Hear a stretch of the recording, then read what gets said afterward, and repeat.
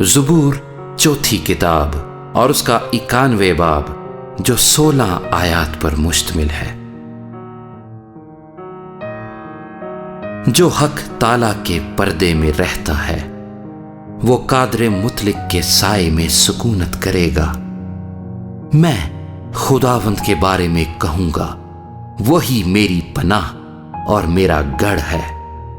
وہ میرا خدا ہے جس پر میرا توکل ہے، کیونکہ وہ تجھے صیاد کے پھندے سے اور مہلک وبا سے چھڑائے گا۔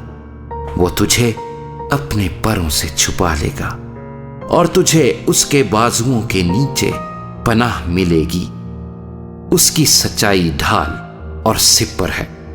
تو نہ رات کی ہیبت سے ڈرے گا، نہ دن کو اڑنے والے تیر سے، نہ اس وبا سے جو اندھیرے میں چلتی ہے، نہ اس ہلاکت سے جو دوپہر کو ویران کرتی ہے۔ تیرے آس پاس 1000 گر جائیں گے اور تیرے دہنے ہاتھ کی طرف 10,000، لیکن وہ تیرے نزدیک نہ آئے گی۔ لیکن تو اپنی آنکھوں سے نگاہ کرے گا اور شریروں کے انجام کو دیکھے گا۔ پر تو اے خداوند میری پناہ ہے، تو نے حق تعالیٰ کو اپنا مسکن بنا لیا ہے۔ تجھ پر کوئی آفت نہیں آئے گی اور کوئی وبا تیرے خیمے کے نزدیک نہ پہنچے گی، کیونکہ وہ تیری بابت اپنے فرشتوں کو حکم دے گا کہ تیری سب راہوں میں تیری حفاظت کریں۔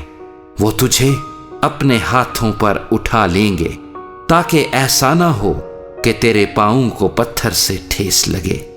تو شیر ببر اور افعی کو روندے گا، تو جوان شیر اور اژدہا کو پامال کرے گا، کیونکہ اس نے مجھ سے دل لگایا ہے، اس لیے میں اسے چھڑاؤں گا۔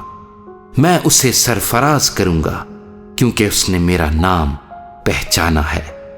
وہ مجھے پکارے گا اور میں اسے جواب دوں گا۔ میں مصیبت میں اس کے ساتھ رہوں گا۔